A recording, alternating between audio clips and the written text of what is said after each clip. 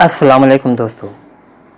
अगर आपको कोई कहे कि ये जो आप कमरा देख रहे हैं जिसमें 4 दीवारें और एक छत है, ये कुछ यूँ बना है कि हमने 4 बड़ी दीवारें ख़रीद के आए और उनको वैसे के वैसे लगा दिया और एक छत भी बड़ी हम लाए थे वो उसके ऊपर रख दिया, तो बड़ा अजीब लगेगा। आपके जहन में ये सवाल आएगा कि नहीं, दीवार तो नहीं मिलती बल्कि ईंटें मिलती हैं या ब्लॉक्स मिलते हैं छोटे छोटे, जिनको मिला के ये एक बड़ी दीवार खड़ी की जाती है।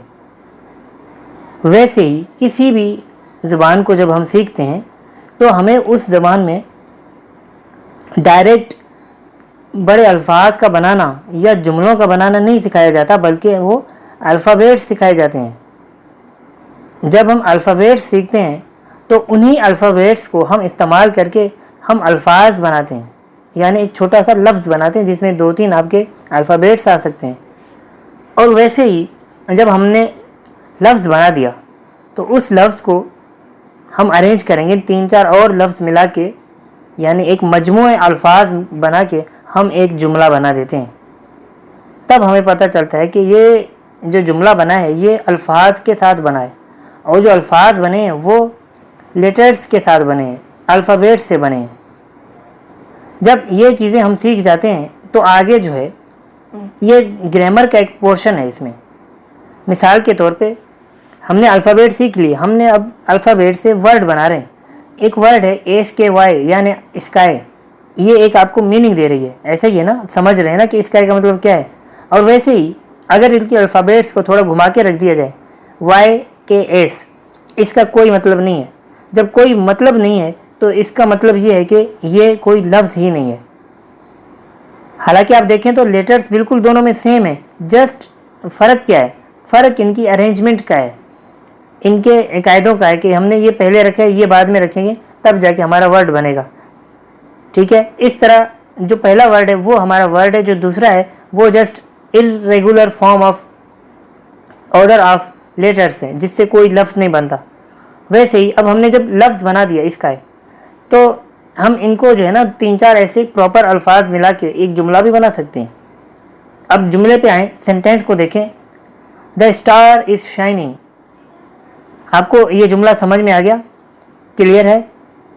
ठीक है, अब एक दूसरा जुमला है, एक एग्जांपल है इसके नीचे। फैन ब्लू कम ओके, इसका मतलब क्या बना, कोई सेंस बन रहा है? Does it make any sense to you? नहीं, समझ में नहीं आ रहा कि ये क्या कह रहा है, फैन ब्लू कम ओके, कुछ समझ नहीं आया। सर सिर्फ हम अल्फाज को समझ सकते हैं कि इसका मतलब ये है, लेकिन हम ये नहीं समझ सकते कि इसका मतलब क्या है, क्या ये कोई जुमला है। ऊपर फर्स्ट एग्जांपल में देखें तो वहाँ पे आपको वैसे ही अल्फाज मिलेंगे, यानी जो अल्फ़ाबेट से अल्फाज बनाए गए हैं वो मिलेंगे आपको।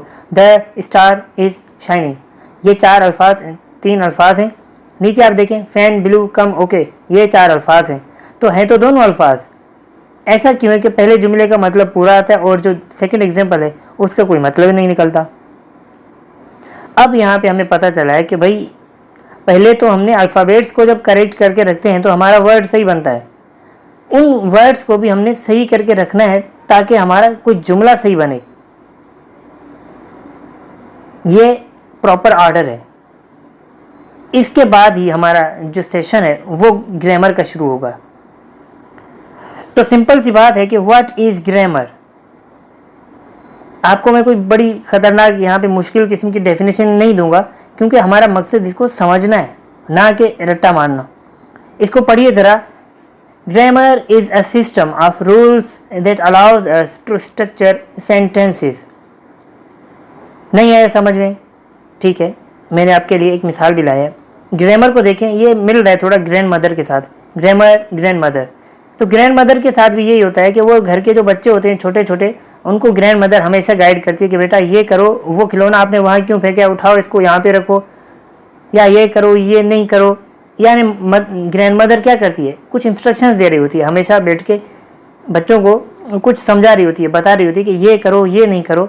वैसे ही आपका जो ग्रामर है ये आपको बताएगा कि आपने जब सेंटेंस बनाना होता है तो वर्ड्स को कैसे रखना है, कौन सा लफ्ज़ आपने पहले रखना है, कौन सा लफ्ज़ आपने बाद में रखना है, वही इंस्ट्रक्शन आपको देगा। अब इसको ज़रा दोबारा पढ़िए। Grammar is a system of rules ये जो ग्रामर है, कोई भी ग्रामर हो, वो क्या होता है, वो सिस्टम होता है, कायदों का, एक कानून का तरीक़ेकार होता है कि आपने उन रूल्स को फॉलो करना है, तभी जाके आपके जुमले, आपके अल्फाज सही होंगे, कोई माना देंगे। ये एक सिस्टम ऑफ रूल्स है दैट अलाउज अस, जो हमें अलाउ करता है टू स्ट्रक्चर सेंटेंसेस, के सेंटेंसेस बनाए जाएं। किसी भी जुमले का, किसी भी लैंग्वेज का मकसद यही होता है कि उसके जुमले बनाए जाएं। जुमले ना बनेंगे तो लोग कैसे कम्युनिकेट करेंगे। हम जो भी बात कर रहे होते हैं ना, जो भी इंसान आपस में बात कर रहे होते हैं, वो किसी न किसी लैंग्वेज की ग्रामर होती है और वो सेंटेंसेस की फॉर्म में होता है। ये सिंपल सी डेफिनेशन है ग्रामर की।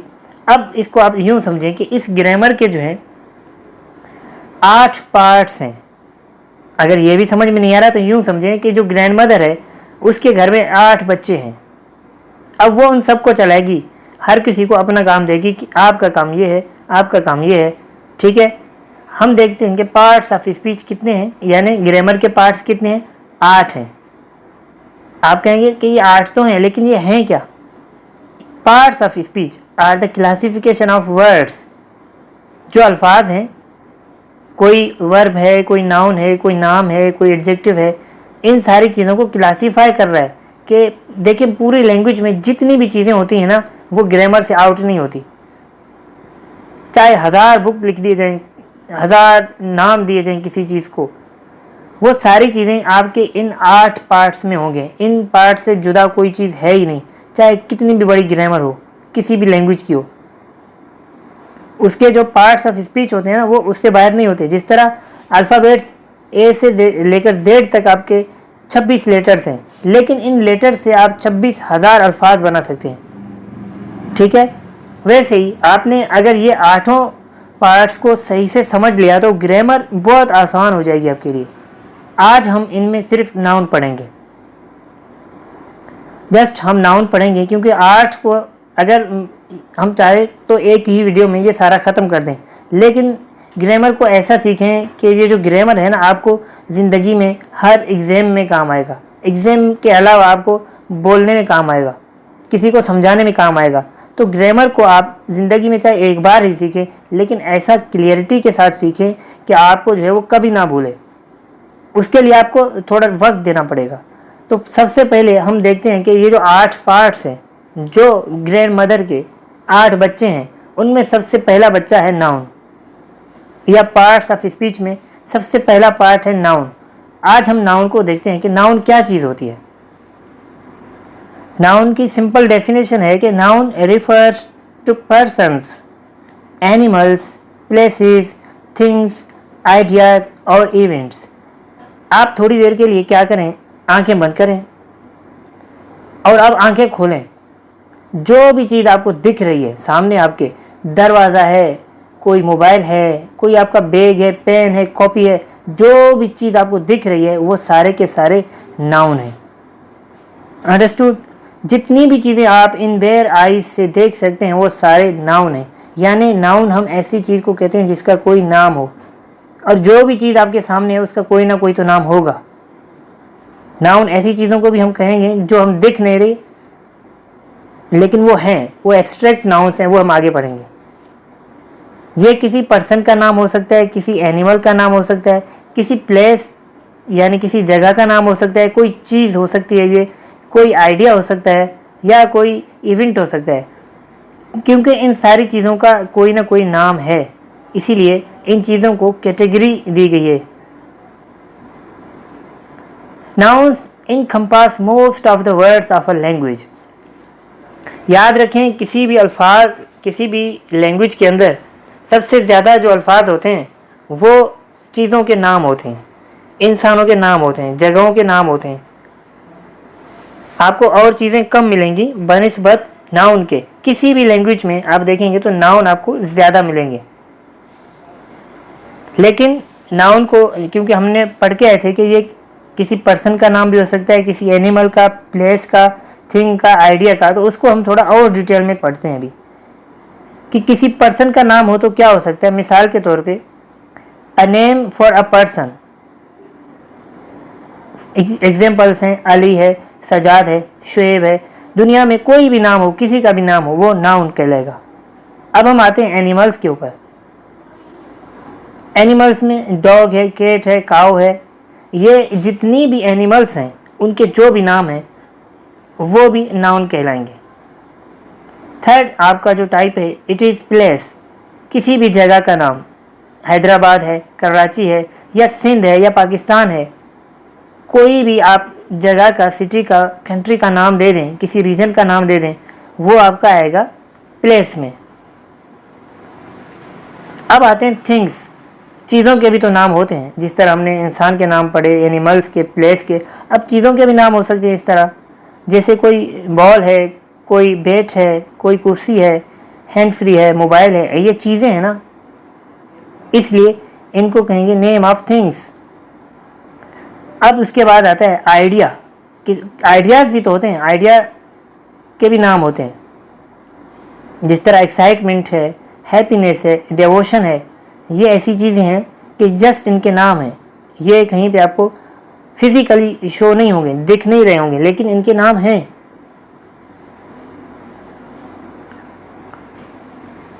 अब तो ये हम पढ़ के आए थे कि ये जितने भी हैं नाउन किस किस टाइप के होते हैं। नाउन ये जो 5 टाइप हम पढ़ के हैं, ये उनके तरीके हैं कि किन किन चीज़ों के नाउन हो सकते हैं। अब हम देखते हैं कि इस नाउन के टाइप्स क्या हैं।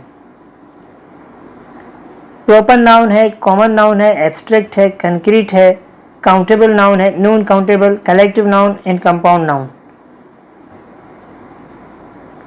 इनको अब अगर आपने याद कर लिया तो नाउन को आपने ऐसा समझा कि A to Z, अगर ये आपको चीज़ें याद हो गई, इसी तरह ये जितने भी 8 पार्ट्स ऑफ स्पीचेज़ हैं इनको 1 बाय 1 करके हम समझेंगे तो पूरी ग्रामर जो है आपकी, आपको ग्रिप हो जाएगी पूरी ग्रामर के ऊपर।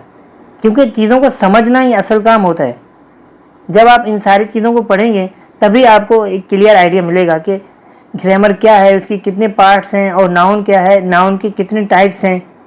ये कोई भी, अगर आप टीचर हैं आपके लिए तब भी बेहतर है, अगर आप स्टूडेंट हैं तब भी आप इसको सीखें। आपकी किसी भी एग्जाम में कोई भी क्विज बन सकता है, कोई सवाल पूछ सकता है।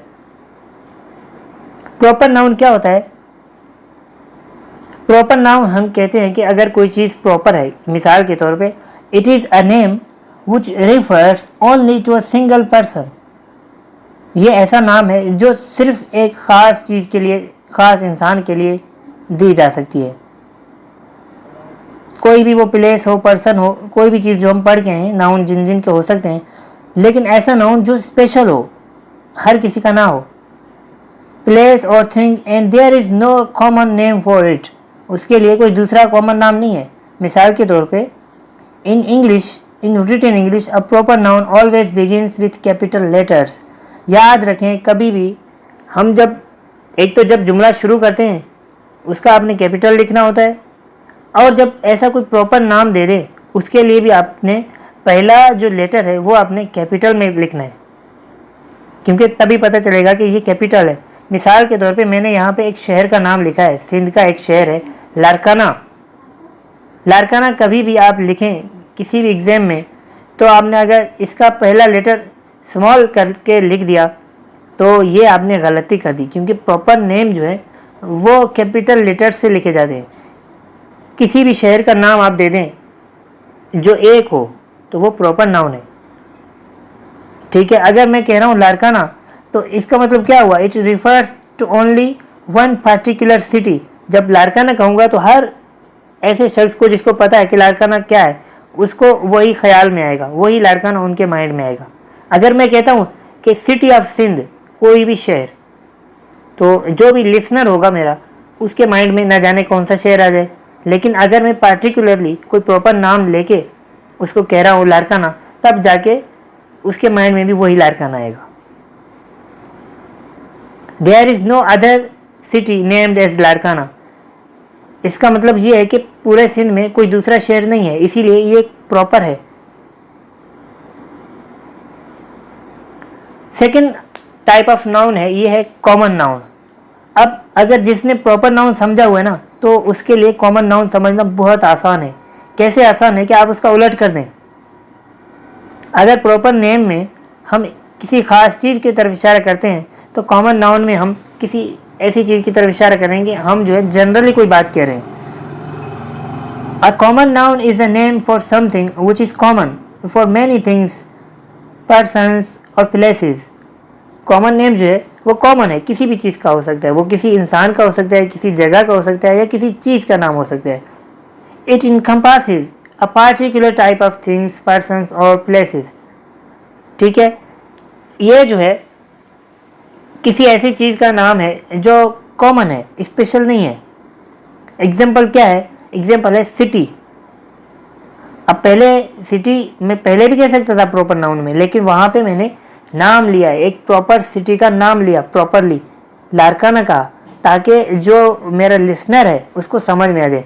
लेकिन अब मैं कह रहा हूँ सिटी, तो उसके माइंड में न जाने कौन सी सिटी आ जाए। इवन हो सकता है वो ऐसी सिटी को सोचे जो उसका मनपसंद शहर हो। It refers to any city like Hyderabad, Sukkur, Karachi, Mumbai, London, कोई भी आप शहर, जस्ट क्योंकि आपने सिर्फ शहर कहा है, आपने उसका नाम नहीं लिया, तो ये कॉमन है। अगर ये तो प्लेस का मैं मिसाल दे रहा हूँ, आप किसी पर्सन का मिसाल दे दें, आप कह दें कि बॉय, तो बॉय पता नहीं कौन सा बॉय। जब आप उसका नाम लें, मिसाल के तौर पे अली, तब समझ में आए कि ये किसकी बात हो रही है। ये फ़र्क है कॉमन और प्रॉपर नाउन में। उसके अलावा है abstract nouns. Abstract nouns are those nouns, it is a word for something that can not be seen but it is there. ऐसी चीज़ें जो देखी नहीं जा सकती लेकिन वो मौजूद हैं। It has no physical existence, उसका कोई वजूद नहीं है। Generally it refers to ideas, qualities and conditions. ऐसी कौन सी चीज़ें हो सकती हैं जो हैं और दिख नहीं रही? जैसे किसी के लिए नफ़रत हो गई, किसी के लिए मोहब्बत हो गई। ये ऐसी चीज़ें हैं कि ये दिखाई नहीं देती। सर्दी दिखाई नहीं देती। ठीक है, ये जो एब्स्ट्रैक्ट नाम्स हैं, इसका मतलब ये होता है कि दे आर एब्स्ट्रैक्ट, यानी वो हैं लेकिन दिखाई नहीं दे रहे। ऐसी चीज़ों को हम कहेंगे एब्स्ट्रैक्ट नाउन्स। मिसाल क्या है? ट्रूथ, यानी सच्चाई। सच्चाई कभी दिखाई नहीं देती। लाइज, झूठ जो है वो उनका कोई शेप तो नहीं है कि झूठ दिखने में कैसा है या सच दिखने में कैसा है। या हैप्पीनेस, खुशी हो गई, गम हो गया, या दोस्ती हो गई, मजाक हो गया। अगर किसी के दिल में अपने मुल्क के लिए मोहब्बत है, वो पेट्रोटिज्म उसको आप कहेंगे, तो उसका क्या शेप होगा? पेट्रोटिज्म आपको दिखाई तो नहीं देगा। उसके साथ जिस शख्स के दिल में मोहब्बत है उसके साथ कोई दूसरा शख्स तो नहीं खड़ा हुआ है कि वो उसका नाम पेट्रोटिज्म है, ऐसा तो नहीं होगा। वो दिखाई नहीं देता है लेकिन वो है। ऐसे नाउन्स को कहेंगे एब्स्ट्रैक्ट नाउन्स। फोर्थ एग्जाम्पल है कंक्रीट नाउन।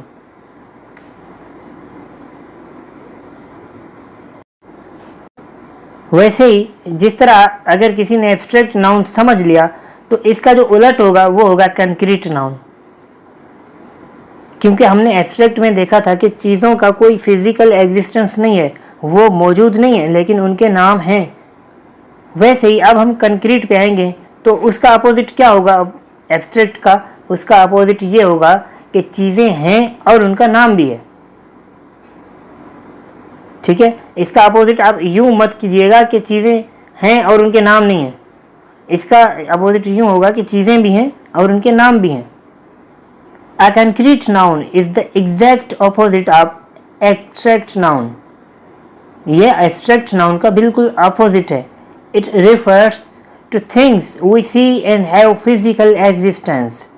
ये ऐसी चीज़ों की तरफ इशारा करता है जिनको हम अपनी इन आँखों से देख सकते हैं, यानी वो मौजूद हैं और उनका जो है कोई फिजिकल एग्जिस्टेंस भी है, कोई वजूद भी है। वो कौन सी चीज़ें हो सकती हैं? एग्जाम्पल आप देखें, चेयर है, टेबल है, बेड है, वॉल है, वाटर है, मनी है, शुगर है, मोबाइल है। ये सारी चीज़ें क्या हैं? इनको हम देख सकते हैं। जब देख सकते हैं तो इनका नाम है होगा कंक्रीट नाउन। उसके बाद आता है countable nouns and non countable nouns. ये बहुत इंपॉर्टेंट है। काउंटेबल नाउन्स और नॉन काउंटेबल नाउन्स इसलिए इम्पोर्टेंट हैं कि ये सवालात में आते हैं, इनका क्विज बनता है। अब बहुत सारे ऐसे नाउन हैं जो समझ में नहीं आता लोगों को कि ये काउंटेबल है या अनकाउंटेबल है, और यही गलती करते हैं कि उनका नेचर नहीं समझते। काउंटेबल नाउन्स को देखते हैं कि the nouns that can be counted, ऐसे नाउन, ऐसे नाम किसी चीज़ों के जो काउंट हो सकते हैं, जिनको हम गिन सकते हैं, आर कॉल्ड काउंटेबल नाउन्स। इनको जो है काउंटेबल नाउन कहा जा सकता है। Countable nouns can take an article a, an and the. हमेशा काउंटेबल नाउन के साथ आप अ या एन लगाएंगे उसकी मुनासिबत को देखते हुए कि वो वोवेल से स्टार्ट होता है या कॉन्सोनेंट से, ठीक है। और द भी आप लगाएंगे उसकी मुनासिबत से कि वो द के जो अपने रूल्स हैं आप उस हिसाब से लगाएंगे। वो हम किसी और वीडियो में देखेंगे कि इनके यूजेजेस क्या हैं। ये आर्टिकल्स हैं ए, एन और दी, ये आर्टिकल्स हैं, इनकी यूजेजेस हम किसी और वीडियो में देखेंगे। लेकिन आप अभी तक के लिए ये देखें कि काउंटेबल नाउन्स के साथ हमेशा ये आर्टिकल्स लगते हैं।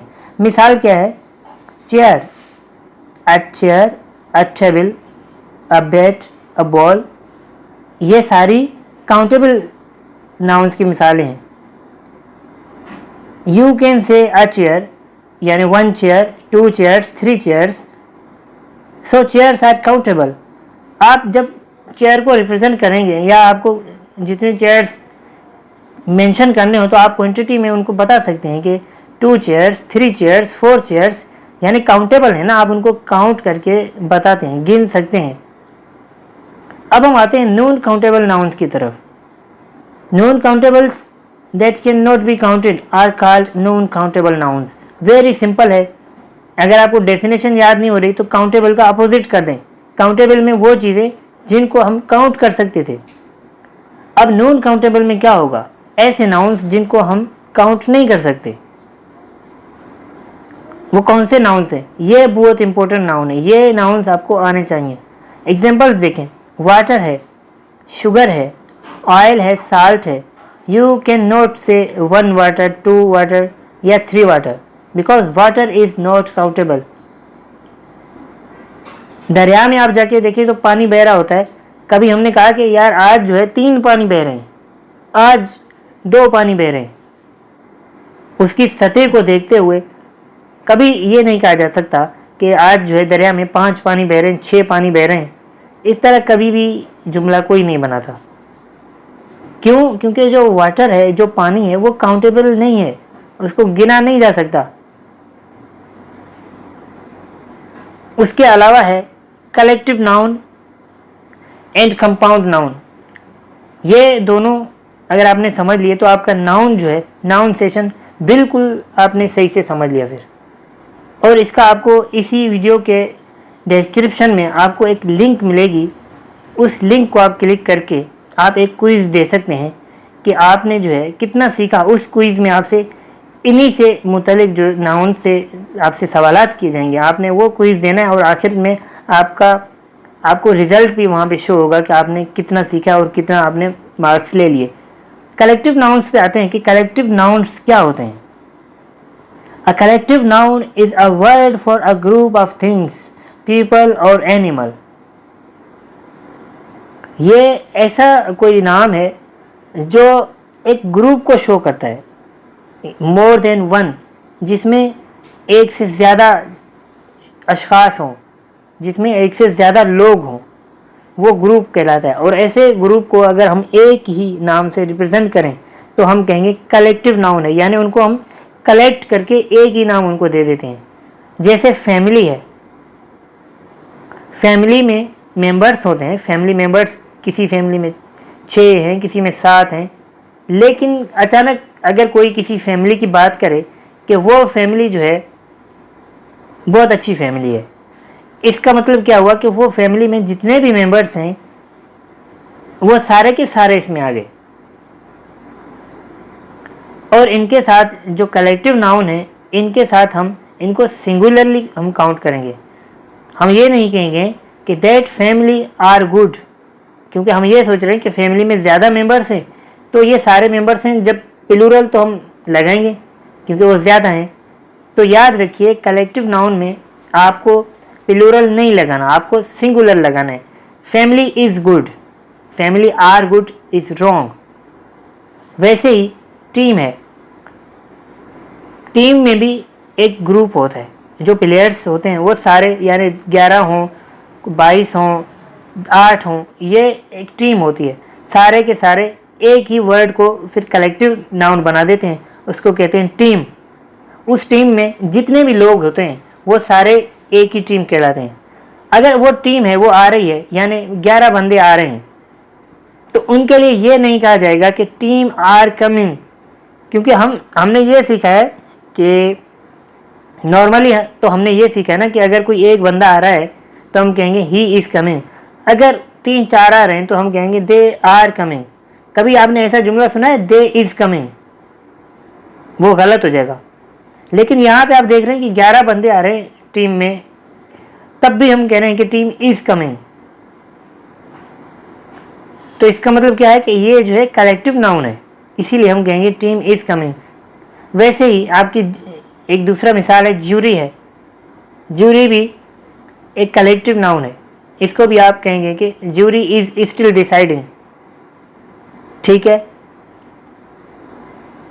Jury has given final verdict, jury ने अपना आखिरी फैसला सुना दिया। ज्यूरी में आपके 7-8 जो है पैनल ऑफ बोर्ड में लोग बैठे हो सकते हैं, 10 भी हो सकते हैं, 6 भी हो सकते हैं, तो वो सारे के सारे आप कलेक्टिवली बताएंगे। वैसे ही आर्मी है, पुलिस है, ये सारे क्या होंगे, ऐसे नाउन्स हैं, कलेक्टिव हैं कि वो चाहे जितने भी ज़्यादा हों लेकिन उनके लिए हम इस्तेमाल करेंगे सिंगुलर, उनको हम as a single unit consider करेंगे और उसको कहते हैं कलेक्टिव नाउन। उसके बाद है compound noun. Compound nouns are nouns that are made up of 2 और मोर वर्ड्स। इंग्लिश में आपको बहुत सारे ऐसे अल्फाज मिलेंगे कि जो 2 अल्फाज को या 2 से ज़्यादा अल्फाज को मिला के एक नया वर्ड बना दिया गया है, उसको कहेंगे कंपाउंड नाउन। एक बहुत इम्पोर्टेंट और फेमस नाम है फेसबुक। फेसबुक तो सबको पता होगा कि फेसबुक क्या है। अब इसमें हम देखें कि नॉर्मली हमने उसका एक ही नाम देखा है ना, तो हमें समझ में नहीं आ रहा, हमने कभी नोट नहीं किया। नॉर्मली आप देखें फेस एक अलग चीज़ है, चेहरा इंसान का, और जो बुक है वो एक अलग चीज़ है। तो इन दोनों को मिला के एक वर्ड बना दिया फेसबुक, तो ये क्या होगा, आपका कंपाउंड नाउन होगा। एक दूसरा मिसाल है 6 पैक, 5 ईयर ओल्ड। ये 5 ईयर ओल्ड जो है ना, ये भी कंपाउंड है। नेक्स्ट एग्जांपल है सन इन लॉ। अब ये 3 अल्फाज मिला के इसमें एक वर्ड बना दिया गया है। सन वैसे अगर देखा जाए तो इसका मतलब अलग है, बेटा। इन का मतलब है कि हम प्रीपोजिशन को शो कर रहे हैं। लॉ एक अलग कानून है, तो ये इन तीनों को मिला के एक वर्ड बना दिया गया जिसको कहते हैं सन इन लॉ।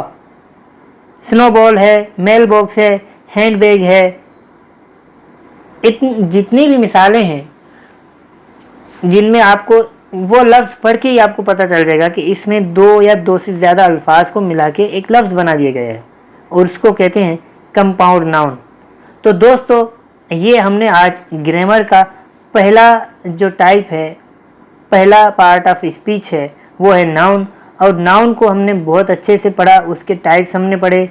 आपने इसको रिवाइज करना है, इसको सही से पढ़ के आपने इसका जो क्विज़ हो उस क्विज़ को अटेम्प्ट करना है। तो दोस्तों, अगर आपको ये वीडियो पसंद आई और समझ में आई तो हमारे इस चैनल को आप सब्सक्राइब कर दें, ताकि जैसे ही नेक्स्ट वीडियो आ जाए तो आपको उसकी नोटिफिकेशन मिले।